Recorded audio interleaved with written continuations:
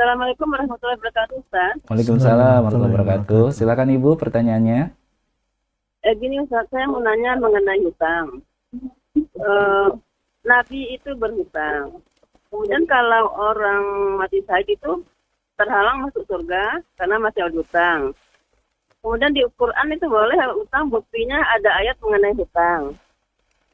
Nah, bagaimana mensinkronkan antara dalil-dalil yang ada ini, Ustaz? Baik. Kan satu enggak boleh. Soalnya kan satu nggak boleh, satu boleh, satu enggak. Baik. Mudah-mudahan dimudahkan menjawab. Baik. Jazakallah khair. Barakallahu fiik Ibu Indah di Bogor untuk pertanyaannya. Silakan Ustaz untuk jawabannya. Baik. Dalil menunjukkan bahwasanya hutang ini bukan perkara yang remeh. Nabi SAW pernah tidak mau menyolatkan seseorang karena dia punya hutang.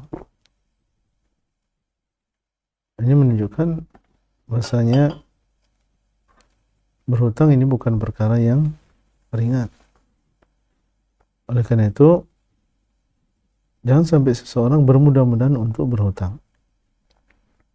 Jangan sampai seseorang bermudah-mudahan untuk berhutang. Boleh dia berhutang dalam keadaan yang memang mendesak.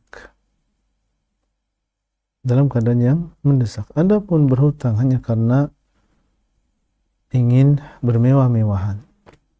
Berhutang karena melihat tetangga membeli mobil yang baru, motor yang baru, kemudian dia akhirnya memaksakan dirinya untuk berhutang. Maka ini sikap yang tidak baik. Apa yang terjadi pada Nabi kita Muhammad SAW, beliau melakukan yang demikian karena memang dalam keadaan mendesak. Kita tahu bahwasanya beliau bukan orang yang mampu, beliau bukan orang yang kaya raya. Maka beliau berhutang dengan sebab yang memang mengharuskan beliau untuk berhutang. Jadi ini tidak menunjukkan bolehnya bermudah-mudahan dalam berhutang. Beliau melakukan yang demikian karena memang dalam keadaan darurat, mendesak, dan diatur oleh Allah Subhanahu wa taala di dalam Al-Qur'an. Ya, dan Allah Subhanahu wa taala sebutkan tentang bagaimana cara melakukan transaksi utang piutang yang selamat. Ya, di antaranya adalah dengan menulis, kemudian mendatangkan saksi. Karena memang Allah SWT dialah yang Maha tahu manusia di dalam kehidupan mereka sehari-hari memerlukan yang demikian. Ada keadaan di mana dia harus memenuhi kebutuhannya dengan cara berhutang. Silahkan berhutang, tapi dengan tata cara yang diatur oleh syariat. Ini diantaranya adalah ditulis, kemudian yang kecil maupun yang besar, kemudian mendatangkan di sana saksi dan seterusnya.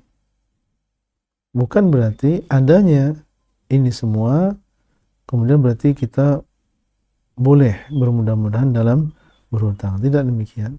Jadi kita mengumpulkan di antara dalil-dalil ini. Yang pertama berarti asalnya kita tidak berhutang. Ya, kita asalnya adalah tidak berhutang kecuali dalam keadaan mendesak. Dan kalau kita berhutang, maka kita berusaha untuk mengikuti apa yang ditentukan di dalam syariat ini. Nah, ini cara menjamak di antara dalil-dalil tersebut. Wallahu ta'ala a'lam. Nah, Insyaallah, syukran jazakallahu khairan Ustaz atas jawaban dan juga penjelasannya.